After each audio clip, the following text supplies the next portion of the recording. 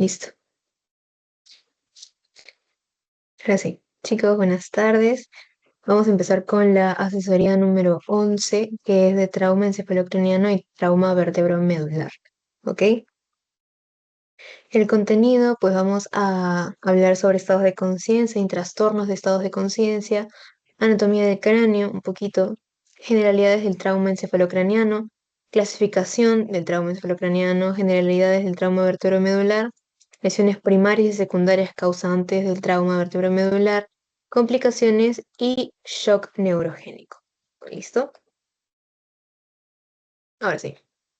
Vamos a ver qué es el estado de conciencia. La conciencia es bueno, es un estado en el que una persona se da cuenta de sí misma y de su entorno, es decir, que está lúcida tanto en qué tiempo se encuentra, el espacio en que se encuentra y la persona que ella es. Y entonces, para tener un buen estado de conciencia, nosotros tenemos que estar ¿cómo se podría decir? Mm, nosotros tenemos que estar seguros del tiempo, espacio y persona en la que estamos. ¿Listo? Las alteraciones del estado de conciencia, pues son alteraciones del tiempo, espacio y persona. ¿Ok? Vamos a ver la primera. Bueno, son cuatro. ¿Listo? Y van yendo de menor a mayor. La somnolencia, como lo tenemos aquí, se caracteriza porque la persona despierta con facilidad y obedece órdenes. Y al cesar el estímulo de conversar con esta persona, por ejemplo, cae en somnolencia. O sea, le gana el sueño, se podría decir, ¿no? Cuando hablamos de confusión, es una respuesta a órdenes verbales simples, pero la persona está desorientada, es decir, que puede que uno de estos tres elementos en los que está el estado de conciencia de esta persona no está correcto. ¿Listo? El estupor ya es un poco más em, casi cerca al coma, no es coma. El estupor es un estado de confusión mayor, solamente se despierta a estímulos vigorosos y repetidos, como por ejemplo estímulos de dolor, no responde a órdenes y tiene movimientos no sincronizados. En el caso del coma, la persona no despierta, no responde a nada de estímulos y cuando se le hace alguna estimulación dolorosa para ver si es que hay una respuesta, pues puede provocar posturas anormales. Entonces, de las alteraciones de estado de conciencia están en orden. La somnolencia va primero porque no es tanto afectación al estado de conciencia y pues bueno, va hasta el final que es el coma, que ya el paciente no despierta. ¿Listo? Y aquí viene la pregunta uno. Para ustedes tienes que saber correctamente las definiciones de cada estado de conciencia. Entonces, si yo les digo que un paciente solamente se despierta por estímulos vigorosos y repetidos y no responde a órdenes y presenta movimientos no sincronizados, ¿de qué trastorno de estado de conciencia estamos hablando? ¿Cuál sería la respuesta a esta pregunta? Estupor. Exacto, estupor. Muy bien. Habíamos hablado que el coma no hay respuesta. Dios mío.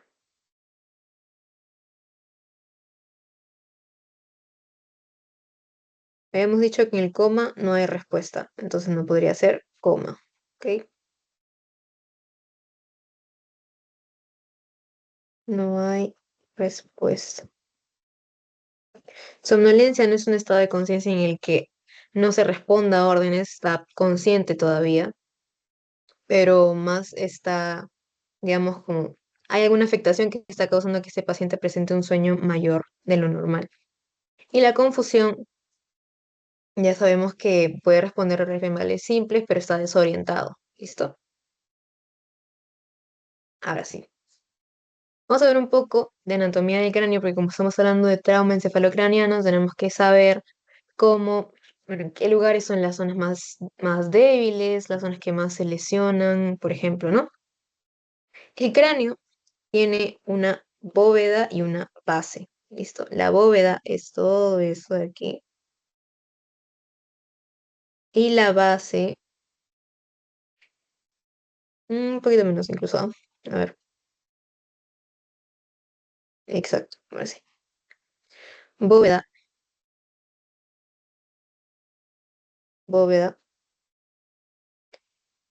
Y la base vendría a ser esta parte de aquí. Sí,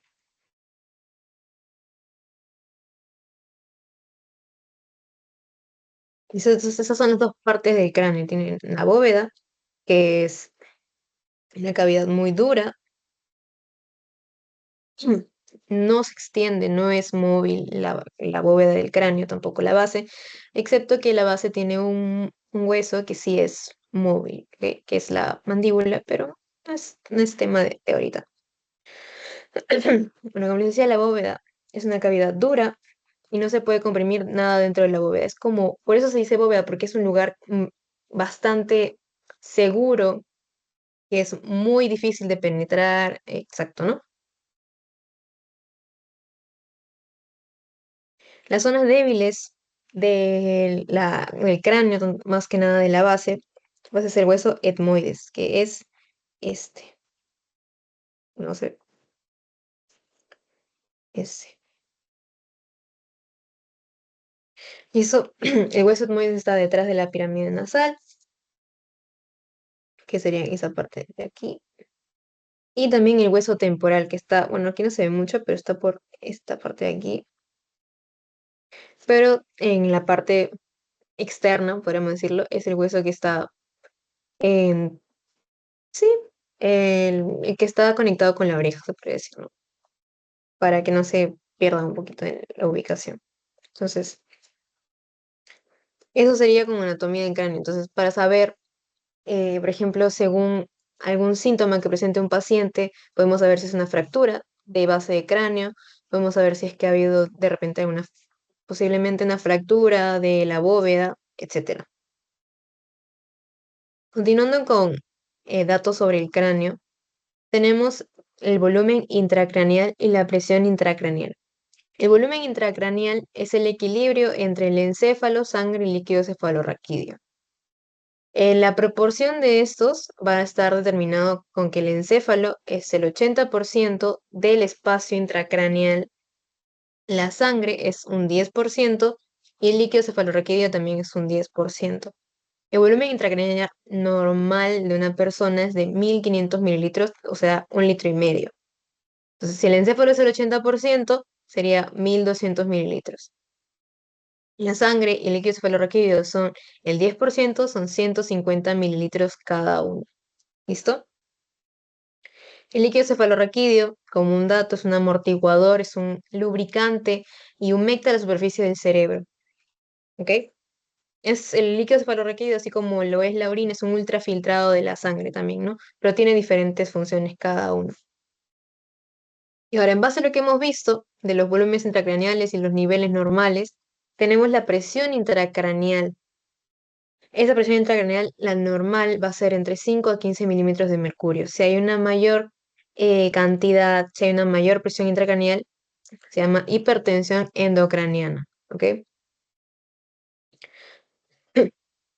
Como dices, la interacción entre cráneo y contenido, es decir, entre la fuerza que ejerce la bóveda del cráneo y el contenido que ejerce por la otra fuerza que ejerce el contenido. Y tenemos una teoría que sirve mucho, que es la teoría de Monro-Kelly. ¿Qué es esa teoría? Que es la relación de los volúmenes cerebrales que determinan la presión intracraneal.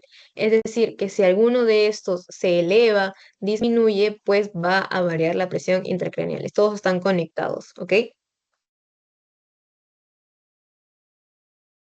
Las lesiones cerebrales son consecuencias de los traumas encefalocranianos. ¿Listo? Estamos viendo definiciones ahora. Una injuria craneal es causada por una fuerza externa que impacta directamente al cráneo y su contenido. ¿Ok? Esta puede causar inconsciencia, amnesia y déficit neurológico. La injuria craneal es más que nada un trastorno del estado de conciencia, si podemos decir, ¿no? Pero una injuria craneal severa podría causar un trauma craneal, bueno, causado por un trauma craneal que podría causar un efecto de Glasgow 8, es decir, que puede estar comprometiendo mucho más el cerebro. ¿Listo?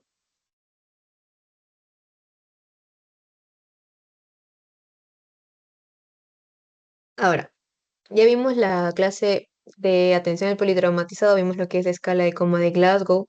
Vamos a verla de nuevo porque estamos hablando sobre traumas encefalocranianos. Entonces, ya sabíamos que son tres ítems lo que vamos a evaluar. tenemos apertura ocular, respuesta verbal y respuesta motora. La respuesta ocular tiene cuatro características, bueno, tiene cuatro em, evaluaciones, por decir, ¿no? Primero, si el paciente responde, abre los ojos espontáneamente, se califica como 4. Si abre los ojos a la voz, al llamado, es 3 puntos. Perdón. Si abre los ojos al estímulo de dolor, son 2 puntos. Y si abre los ojos, bueno, si no abre los ojos, es 1. ¿Ok? La respuesta verbal, que es el otro ítem a evaluar, tiene 5 eh, ítems para evaluar, como se puede decir, ¿no?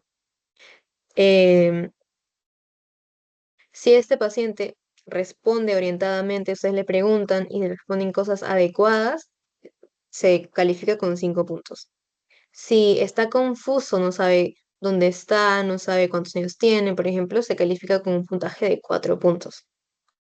Si menciona palabras inapropiadas, es decir, que no tengan nada que ver con lo que nosotros estamos conversando con él, se califica con 3 puntos. Si hace sonidos incomprensibles, se califica con 2 puntos. Y si no hay sonido, no hay respuesta verbal, se califica con 1. La respuesta motora tiene 6 ítems a evaluar. Obedece órdenes, ustedes le dicen, mueva tal extremidad y lo mueve, mueva tal cosa, lo hace. Se califica como 6 puntos. Localiza dolor, es decir, nosotros hacemos un estímulo de dolor y el paciente puede sabe dónde le está doliendo y toca dónde está doliendo, son 5 puntos. Retira al dolor, es decir, que al sentir el estímulo de dolor no va a poder localizarlo, pero hace como una especie de retirada al dolor. Se califica con 4 puntos. Una flexión anómala, que se le dice decorticación, se califica con 3 puntos. La decorticación se podría también visualizar un poco más porque el paciente se encuentra de esta manera, ¿ok? Así. La extensión, es decir, la descerebración, se califica con 2 puntos y el paciente va a estar con los brazos extendidos, pero hacia afuera, no hacia adentro como la decorticación, así. ¿Listo? Y cuando no hay una respuesta motora, se califica con 1 punto. Entonces, la calificación total de la escala de coma de Glasgow, la mayor, es de 15 puntos. La menor no es 0, es 3. Entonces, ya sabemos, bueno, ustedes ya saben que la mayor calificación de escala de coma de Glasgow es 15 y la menor es 3. En un trauma encefalocraniano leve, la escala de coma de Glasgow puede ser entre 15 a 14. ¿Listo? En un TEC moderado es de 13 a 9 y en un trauma encefalocraniano grave ya es una escala de coma de Glasgow de 8 a menos. ¿Listo? Ahora, viene la segunda pregunta.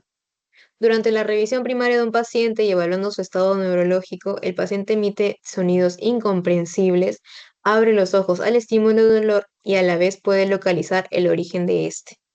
¿Cuál sería su calificación en la escala de Glasgow? ¿Quién me puede dar la respuesta a esta pregunta?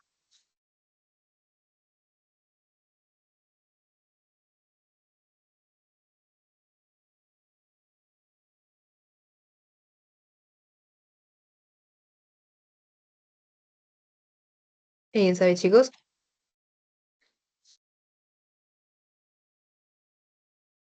Ahora, vamos a revisar. Nos está diciendo que emite sonidos incomprensibles. O sea, ya sabemos que sonidos incomprensibles se califica con 2 puntos. ¿Ok? Ahí tenemos 2. Vamos sumando. Tenemos de apertura ocular, tenemos 2 puntos. No, de respuesta verbal, perdón.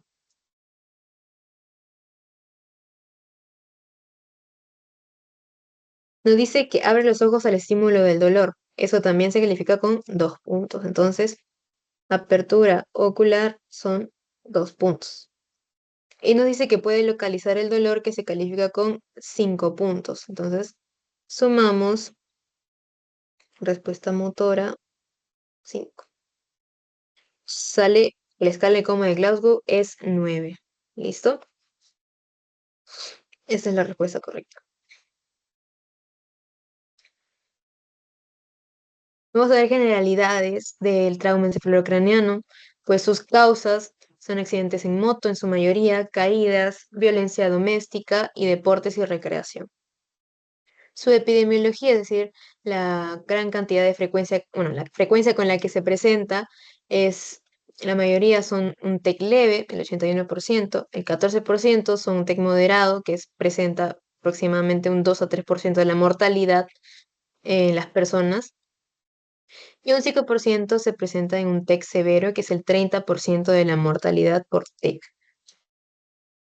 Un poquito de fisiopatología, eso no vamos a explicar mucho, pero el TEC cerrado más frecuente presenta lesiones hemorrágicas y no hemorrágicas que pueden causar daño cerebral.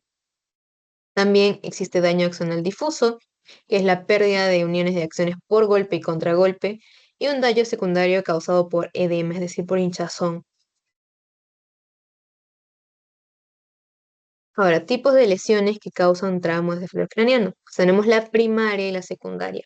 La primaria es una lesión directa al cráneo, que es una fuerza que va directamente hacia el parénquima cerebral, que causa zona de penumbra. Nosotros ya sabemos que es la zona de penumbra, y son imposibles de revertir por el mismo hecho que es directo, ¿ok? En cambio, las causas, los tipos de las lesiones secundarias son eventos intra o extracerebrales. Intra, pues causados por el propio cerebro, y extracerebrales, es decir, que alguna lesión que nos hayan causado haya repercutido en el cerebro. Estas son manejables porque no son directamente causas de algún trauma directo, y alteraciones que repercuten en el cerebro, como les decía, ¿no? Mecanismos básicos por los cuales el cerebro entra en lesión cerebral, vale la redundancia: excitotoxicidad, falla enérgica, inflamación, radicales libres y disregulación cerebrovascular. Lo vamos a ver en el siguiente cuadro. Este cuadro viene en los exámenes a veces, así que vamos a evaluarlo. ¿Listo? Aquí tenemos el TEC. Esto va a provocar varias respuestas en las células cerebrales. Por ejemplo, les decía sobre excitotoxicidad. Eso se refiere a un exceso de actividad química en el cerebro. Esta va a dañar a las células. Este daño, junto a la falla energética, es decir, cuando las células no tienen suficiente energía, van a conducir ¿a qué? A un edema citotóxico. Empezamos acá, a ver. No sé, no creo que no tengo puntero así. Vamos aquí. Citotoxicidad más falla energética. Excitotoxicidad más falla energética, pues nos va a llevar a un edema citotóxico, que es una hinchazón de las células por acumulación de agua. Este edema citotóxico, bueno, perdón, eso también, estos dos pueden llevar también a una isquemia. Ya sabemos que es la isquemia, que es la disminución de flujo sanguíneo, que empeora por la falta de oxígeno. Y radicales libres. ¿Listo? Los radicales libres son moléculas dañinas que se producen durante el estrés oxidativo. Estos radicales dañan las células. ¿Ok? Entonces, al dañar las células, pues estamos dañando el cerebro. La inflamación desencadena una respuesta, bueno, el TEC va a hacer desencadenar una respuesta inflamatoria en el cerebro, por lo que puede empeorar el daño, que va a repercutir en la regeneración del nuevo tejido. ¿Listo? Que puede causar isquemia. Ahora, el edema cerebral, tanto el edema citotóxico como la carga osmolar tisular, es decir, esto, no hay una buena ósmosis, que es bueno, ya deben saber que es la ósmosis, que es la concentración tanto de un lado como el otro, y que haya un balance. Entonces, esto, el edema citotóxico y la carga osmolar tisular, pueden causar un edema cerebral. También el edema vasogénico, que es por la salida de líquido de los vasos sanguíneos, ¿no? Causando hinchazón. La disregulación cerebrovascular, el TEC va a alterar la forma en que los vasos sanguíneos controlan el flujo de la sangre. Por lo tanto, esto va a contribuir a un edema vasogénico que va a llevar a un edema cerebral. Entonces, todos llevan a muerte celular. Esa es la consecuencia final mayor. Pero también está la hipertensión intracraneal, la necrosis y apoptosis, la muerte celular, en otros tipos de muerte celular aparte de necrosis y apoptosis, y hematomas. Como vamos a ver el hematoma epidural y hematoma subdural. ¿Listo? Entonces, ese cuadro es un poco complejo por la cantidad de flechas que tiene y em, definiciones complejas, pero si lo estudian bien, lo leen bien, lo van a poder entender. Ahora, la clasificación del TEC pues, se divide según su mecanismo, su gravedad y su morfología. Tenemos, voy a hacerle zoom, que por mecanismo están los cerrados y los abiertos. Los cerrados, pues dependiendo de la velocidad en que suceda, pues están de alta velocidad y baja velocidad. Y los abiertos, pues causados por heridas penetrantes. La gravedad, como veíamos hace un rato, según la escala de coma de Glasgow, pues es leve, moderado y grave. Y la morfología, pues tenemos las fracturas de cráneo, de bóveda o base y lesiones intracraneales focales o difusas, es decir, en una zona específica o que con difusas se dispersan en casi toda la cavidad, bueno, en casi toda la parte intracraneal. Ahora, vamos a ver los hematomas, que les decía que es una de las consecuencias finales del trauma encefalocraniano. Tenemos el hematoma epidural. Aquí vemos. Las meninges son capas que también recubren el cerebro, que le van a brindar tanto em, como seguridad y mediante junto con el líquido cefalorraquídeo le van a permitir la lubricación. Tenemos la dura madre, el aracnoides y la pía madre. Entonces, nos dicen que hay un hematoma epidural, es por fuera de la dura madre. ¿Listo? Epi, por fuera, y dural, por fuera de la dura madre. Dura madre. Entonces, aquí tenemos la dura madre. Esto es esto. Eso de aquí. Y vemos que el hematoma, o sea, el acúmulo de sangre está entre el hueso y la dura madre. Entonces, más que nada, los hematomas epidurales son arteriales. ¿Por qué arteria en su generalidad? Pues por la arteria meningea media. ¿Listo? Esa es la arteria que en su mayoría causa una hematoma epidural si es que se lesiona. Sí, lo voy a mencionar. El hematoma epidural por encima o arriba de dura madre.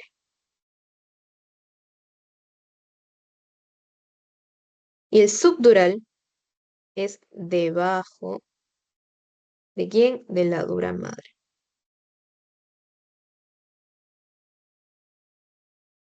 Entonces, aquí tenemos que la dura madre es esta de aquí. Entonces, está entre el aracnoides y la dura madre. Más que nada, los hematomas subdurales tienen una característica que son venosos, por lesiones venosas. ¿Listo? Esa es la diferencia también. Venosos.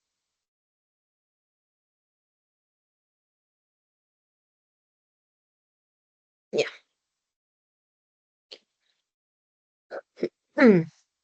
Ahora, otra afectación que puede causar un trauma encefalocraniano, pues son fracturas de base de cráneo. Tenemos fracturas del peñasco y del temporal, fracturas del piso anterior de la base de cráneo, fracturas del piso medio de la base de cráneo y fracturas del piso posterior de la base de cráneo. Me había olvidado de mencionarles. Digamos que este es el cráneo, ¿ok? Tenemos aquí un piso anterior y un piso medio y un piso posterior. piso medio, piso posterior.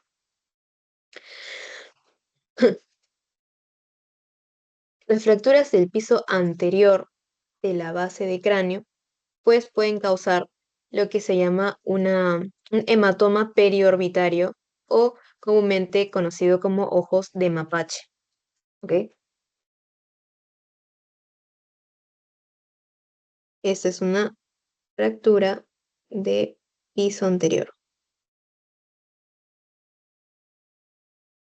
En el piso anterior, ¿quién se encuentra? Se encuentra un hueso que se llama el etmoides. El etmoides forma parte del tabique nasal. Por lo tanto, si puede que haya compromiso de una fractura del etmoides, entonces no podemos nunca colocar una sonda nasogástrica porque sabemos que si hay una fractura de base de cráneo, en específico del etmoides, introducir una sonda nasogástrica podría empeorar la lesión. ¿Listo?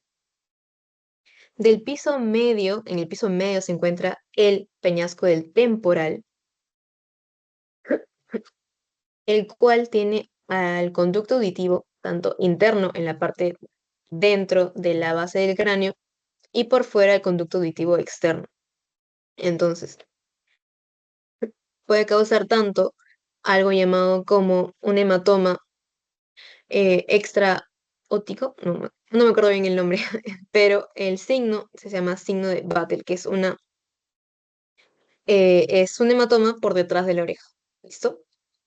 Y también puede causar otorragia, que ya vimos que es sangrado por el oído.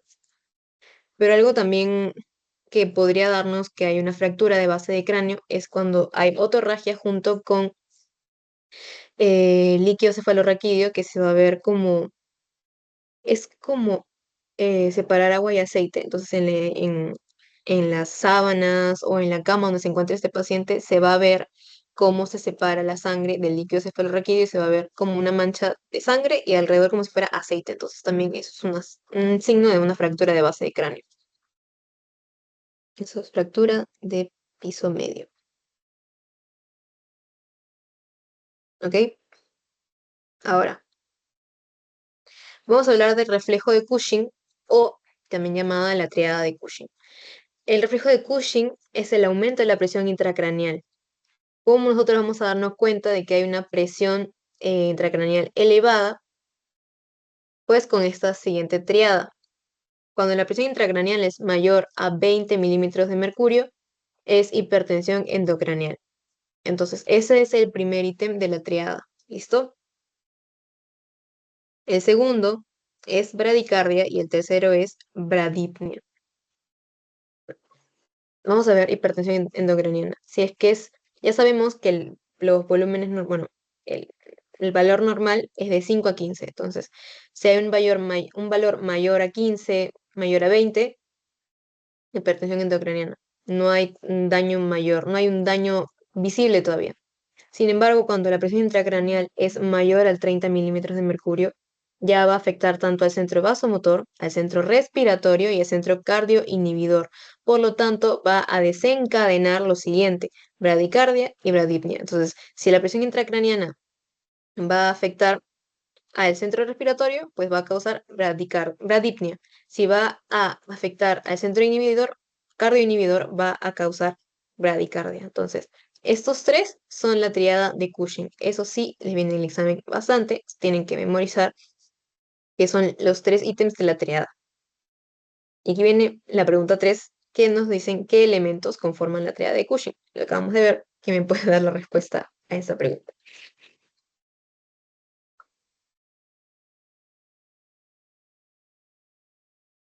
¿Alguien sabe, chicos? Lo acabamos de ver.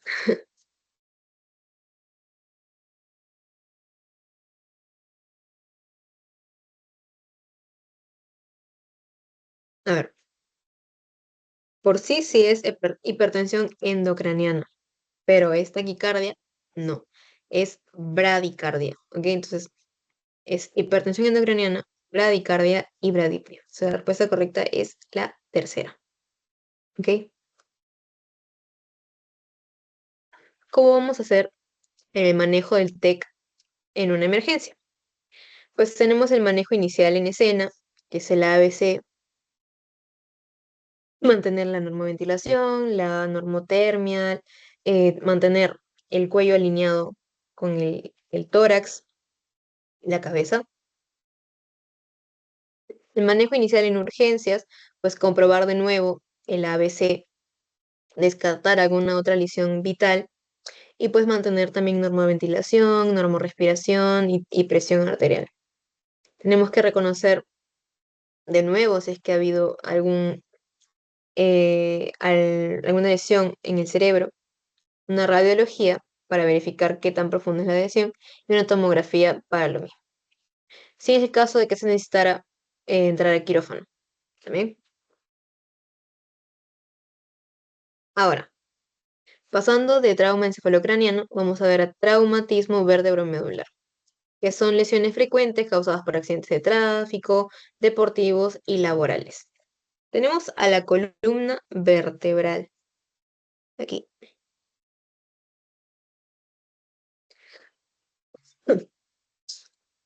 Tenemos.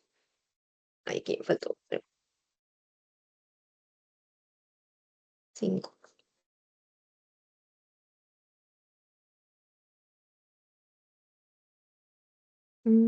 5, 5. Tenemos que está conformado por las vértebras, como lo dice su nombre, y tenemos vértebras cervicales, vértebras torácicas, lumbares, sacras y coxígeas. Entonces, tenemos 7 vértebras cervicales, que son las que están pintadas de rosado, 12 vértebras torácicas, que son las que están pintadas de amarillo, 5 vértebras lumbares, que están pintadas de morado, las sacrocoxígeas, como se les conoce, que están pintadas de naranja, pero son 5 sacras y son de 5 a 4 coxígeas, eso va a depender. En total, sumando, tenemos aproximadamente entre 33 a 34 vértebras, si no estoy mal con la suma, que nos van a proporcionar protección, soporte y un eje rígido y flexible para el cuerpo. Nos va a ayudar tanto en la postura y la locomoción. La vértebra, bueno, la columna vertebral como función principal tiene proteger a la médula espinal y los nervios espinales. Esa es su función principal, o sea, la función mayor que tiene la columna vertebral. Las demás también son importantes, pero la que más resalta es la de protección de la médula espinal. ¿Cómo se puede lesionar la médula? Pues tenemos lesiones primarias y lesiones secundarias. En la imagen vamos a observar 6, pero aquí estoy mencionando 1, 2, 3, 4, 5, 6 también. Pero me parece que no está la de estiramiento en la foto. Pero es fácil. ¿Cómo puede causar una lesión en las vértebras? Pues por una hiperextensión. Extensión es llevar la parte de la cabeza hacia atrás. Una hiperextensión, es decir, una fuerza mayor de extensión hacia atrás, puede causar una afectación en las vértebras. Una hiperflexión, es decir, hacia adelante, una flexión de mayor fuerza hacia adelante también puede causar una lesión de las vértebras. Una hiperrotación derecha, una hiperrotación izquierda puede causar lesiones. También una flexión lateral derecha, tanto derecha y como izquierda, causan lesiones. Y por estiramiento, es decir, que vamos a separar, bueno, se va a querer separar la parte de la cabeza del cuello. ¿Listo?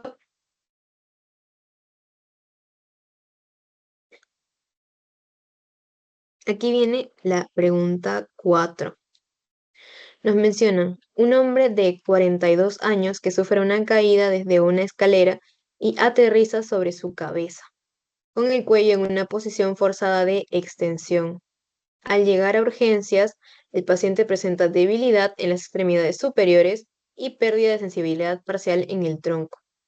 Se le realiza una resonancia magnética que revela una lesión a nivel de las vértebras cervicales sin fracturas óseas. Uy, falta la pregunta. Quiero ver si... La pregunta es, ¿qué mecanismo de lesión primaria fue la que causó por ejemplo, lo que le ha pasado al paciente? ¿Qué ha sucedido? ¿Cómo ha sucedido la lesión? cuál ha sido el mecanismo principal.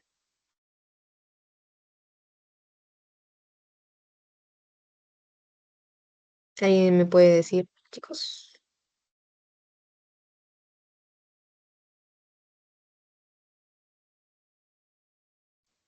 Hiperflexión. A ver, vamos a revisar. ¿Listo? Uy, faltó compresión aquí también. Ya. Compresión es lo contrario a estiramiento, es decir, que viene una fuerza de arriba en contra de la fuerza que nosotros ejercemos, entonces causa como un aplastamiento. Esto es lo contrario a estiramiento. Eso me faltó mencionar. Entonces no puede ser compresión porque no nos está diciendo que se ha caído directamente de cabeza y eso pues ha sucedido que haya causado la lesión que presenta. Entonces no es compresión. Rotación tampoco nos menciona que viene una hiperrotación. Y ahora nos dice que ha sido, bueno, presenta el cuello con una posición forzada de extensión, es decir, una hiperextensión. ¿Listo? Entonces, por lo tanto, la respuesta sería hiperextensión. Déjenme un ratito corregir el pretest porque me faltó poner la pregunta, pero se podría un poco suponer. No, después lo hago. Ya. Mejor continuamos. Ahora,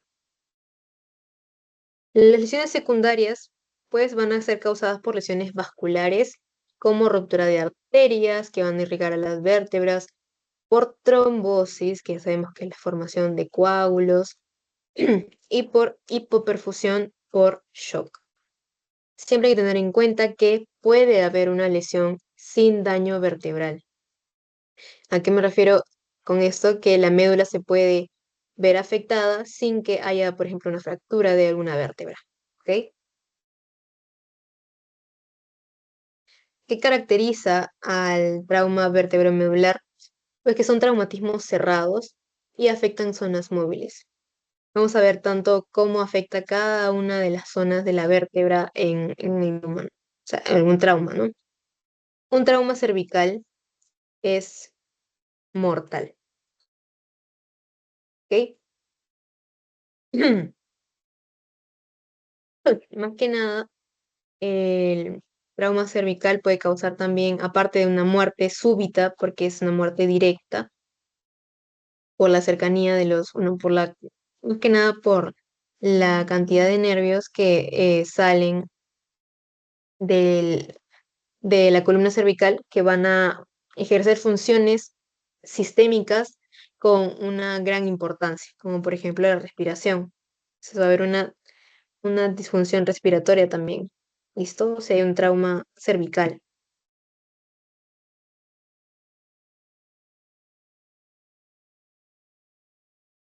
Y eso lo vamos a ver en complicaciones. Ah, y también es una de las más comunes. Las más frecuentes, mejor, para que suene más bonito. Las más frecuentes. El trauma dorsal, es decir, en las vértebras torácicas, es más raro.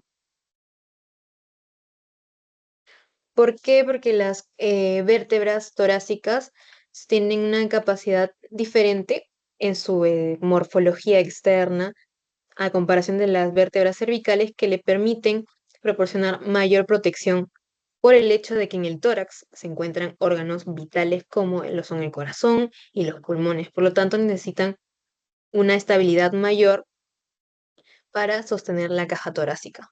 ¿Listo? Vértebras torácicas dan mayor estabilidad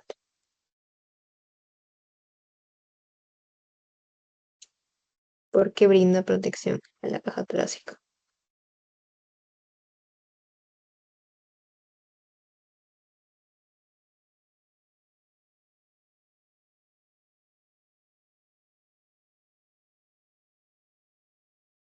Ahora,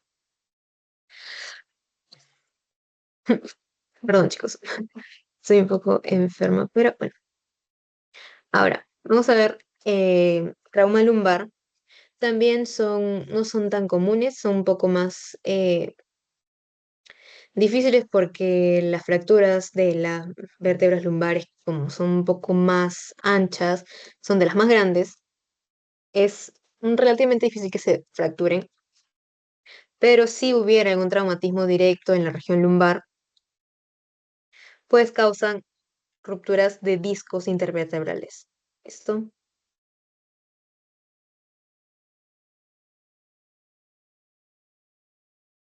En el caso de traumas de sacro, de las vértebras sacras, como vimos que son pocas, también son raras,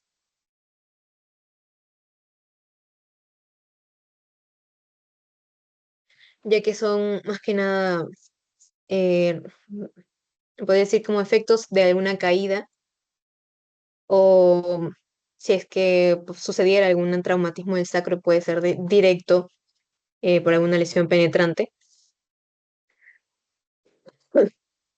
La parte del sacro casi no llega a la médula termina de, mm, ¿cómo se puede decir? Su cola, la cola de la médula, no llega hasta las vértebras sacras, por lo tanto, podría no presentar un déficit neurológico, pero si la lesión se extiende y causa un déficit neurológico, pues necesitamos una cirugía para que pueda de repente descomprimir bueno, para que descomprima las raíces nerviosas que han sido afectadas de repente arriba de las sacras. ¿Listo? Y un trauma del coxis, pues también son raras y son, bueno, no tan raras como las sacras, pero son secundarias a caídas. ¿Listo? Se ve más que nada por caídas. Ah, y lo que me había olvidado mencionar, que si es que hubiera una fractura de una vértebra dorsal, se puede decir, más que nada va a estar relacionada con la unión de la última torácica con la primera lumbar por alguna caída de glúteos o por alguna caída directa. Entonces va a haber en la unión entre esas vértebras puede haber una dislocación o una fractura.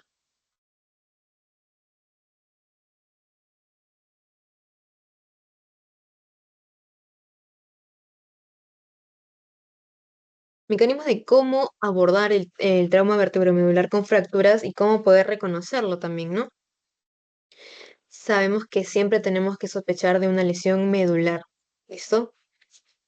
A pesar de que no veamos que hay alguna fractura, tenemos que sospechar de que la médula puede estar afectada. Si el paciente presenta dolor persistente e intenso localizado en la columna, nos puede dar un signo de que es un TBM. ¿Listo?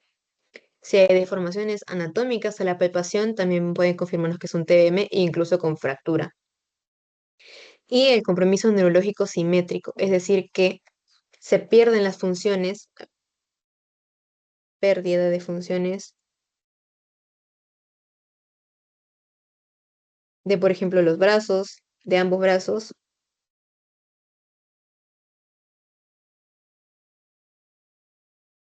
de ambas piernas o los cuatro miembros. ¿Listo? A eso se refiere con compromiso neurológico simétrico, es decir, que puede haber una pérdida de función bueno, de inervación a los músculos de los brazos, de ambos brazos, a los músculos de ambas piernas, a los músculos tanto de los cuatro miembros. Pues, en el abordaje, siempre mantener funciones vitales, siempre inmovilizar al paciente. Ya sabemos desde que vimos atención al politraumatizado, bueno, desde hace clases, que siempre tenemos que inmovilizar al paciente y em, mantener la columna cervical inmovilizada, en principal, ¿no? Estabilizar hemodinámicamente si es que hubiera alguna fractura abierta o si es que hay alguna lesión interna. Y siempre el traslado y una ayuda especializada porque no sabemos, bueno, tenemos que sospechar siempre que hay una lesión medular. Entonces tenemos que pedir a un especialista en el tema. Ahora, complicaciones de las lesiones medulares. La primera y la que les decía por algún trauma cervical es el compromiso respiratorio. Aquí tenemos en la imagen más que nada la zona del cuello, son cervicales, Y aquí hay un nervio que se está señalando de color morado, que es el nervio frénico. Este nervio sale de entre C3 y C5. Este nervio se encarga de la inervación del músculo del diafragma, es decir, que se encarga de los movimientos de la respiración. Por lo tanto, si hay una lesión cervical a nivel de C3, C4 o C5 que afecta el nervio frénico, pues esto va a llevar a un compromiso respiratorio. Va a tener que el paciente tener una ayuda respiratoria porque por la afectación del nervio frénico el diafragma no va a funcionar correctamente. ¿Y esto a qué conlleva en su generalidad la del compromiso respiratorio? Pues a infecciones respiratorias, porque como ya no hay inervación correcta del diafragma, toda la función respiratoria se va a ver afectada. No hay una correcta inervación. Infecciones respiratorias, pues digamos, bueno, cuando hay un trauma vertebromedular o una afectación de algún nervio, siempre va a haber la lesión, va a tener, lamentablemente, repercute desde la parte afectada hacia abajo. Entonces, si hay un trauma en la columna cervical, pues tanto las torácicas, bueno, la parte torácica y la parte lumbar y toda la parte de nuestro cuerpo desde la columna cervical hacia abajo no va a funcionar correctamente. Esto puede llevar a infecciones respiratorias, infecciones urinarias, digamos que la lesión ha sido en la parte lumbar, sí, lumbar, y ha afectado al nervio que inerva al músculo que permite el vaciamiento de la vejiga. Por lo tanto, al no poder vaciar correctamente la vejiga de forma autónoma, se puede causar una infección urinaria. Escaras de cúbito, ya sabemos que por el mismo hecho de que estas personas que tienen alguna afectación vertebromedular pueden tener tanto cuadriplegia, paraplegia, cuadriplesia, y pues al estar mucho tiempo echados, sentados, pues la piel va a tener un desgasto. ¿Listo? Entonces se va a empezar a hacer escaras, como se podría decir. Y ya sabemos que las escaras son un punto de infección de bacterias gigante. Entonces es bastante, se podría decir, bastante peligroso la formación de escaras. Como ya vimos, la infección respiratoria y la infección urinaria pues van a llevar a una disfunción tanto respiratoria y urinaria, pues angustia y depresión, porque no va a poder, la persona que ha sufrido este trauma, no va a poder realizar sus acciones con normalidad. Va a causar que esta persona esté postrada literalmente o en una cama, o esté sentada todo el resto de su vida en una silla de ruedas y no pueda realizar las actividades cotidianas que hacía. Entonces esto puede llevar a una depresión. Y fenómenos tromboembólicos, ya sabemos que si se pierde una correcta circulación, por ejemplo, en las piernas, digamos que ha sufrido un trauma vertebromedular en la zona lumbar, que ha afectado al plexo lumbar, digamos, o al plexo sacro que inerva los músculos de las piernas, no puede que no haya una correcta circulación, por lo tanto, en la parte de las piernas se puede causar una trombosis y ya sabemos que puede ocasionar un tromboembolismo pulmonar que puede llevar a un shock. ¿Ok? Ahora, vamos a ver el shock neurogénico y a mencionar sobre el shock medular. No hemos estado hablando del shock medular en sí, solamente que sin decir que es shock medular, ya les había dicho, las lesiones el shock medular es una lesión en la médula que te va a causar una falta de motricidad, de sensibilidad, tanto de la parte desde la lesión hacia abajo. Si tenemos una lesión en la parte lumbar, pues no vamos a tener sensibilidad ni motricidad en la parte de las piernas, por ejemplo, ¿no? En el caso del shock neurogénico, va a haber una afectación del, del centro del sistema nervioso simpático, que se va a encargar de las funciones vitales, más que nada de, por ejemplo, en el caso de que hubiera el manejo de las catecolaminas, que son la norepinefrina y la epinefrina. Entonces, el sistema nervioso simpático se ve afectado en el shock neurogénico. Ese es como un esquema que nos va a indicar que esta persona está presentando un shock neurogénico. La lesión medular va a causar una pérdida del tono vasomotor y va a predominar el sistema nervioso parasimpático. Como les decía, el simpático es el que está afectado en un shock neurogénico. Al haber una pérdida del tono vasomotor, es decir, que los vasos sanguíneos no van a tener la misma contractibilidad, la misma fuerza y contracción con la que tenían antes, por lo tanto se causa una vasodilatación. Esta pérdida del tono vasomotor, al causar vasodilatación, va a hacer que haya una baja de la resistencia vascular periférica, por lo tanto baja también la frecuencia cardíaca. ¿Listo? Y el sistema parasimpático también estimula lo que es la bradicardia. El simpático causa taquicardia y el parasimpático causa bradicardia. ¿Listo? Al hacer vasodilatación. Entonces, estos ambos, al causar la dilatación de los vasos sanguíneos, pues nos vayan a llevar a hipotensión y a bradicardia. Entonces, si sabemos que este paciente ha tenido una afectación vértebro-medular en el cual se presenta hipotensión y bradicardia, podemos sospechar de un shock, que este paciente está entrando en un shock neurogénico. ¿Ok? Ahora, vamos a la quinta pregunta. Una mujer de 28 años es llevada a urgencias después de un accidente de tráfico en el que sufrió una fractura vertebral a nivel de T4. A su llegada presenta una presión arterial de 80/50, es una hipotensión, frecuencia cardíaca de 48 latidos por minuto, una bradicardia, piel cálida y seca y parálisis flácida en las extremidades inferiores. No hay signos evidentes de sangrado externo o interno. Los estudios iniciales no muestran daño en los órganos internos. ¿Cuál es la causa más probable de hipotensión y bradicardia en este paciente? ¿Quién me puede dar la respuesta correcta a esta pregunta?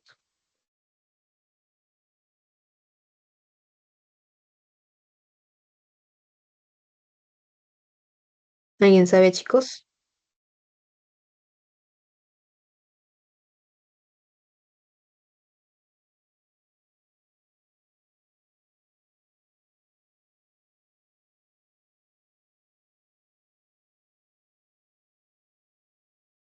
Yo me acuerdo, creo que les puse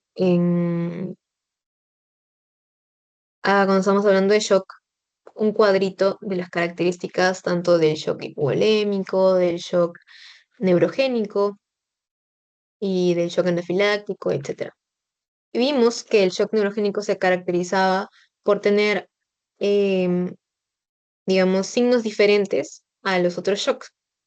En el caso del shock neurogénico, pues la piel no va a estar fría, no va a estar normal, solamente que va a estar seca, a comparación de los otros shocks que causa sudoración.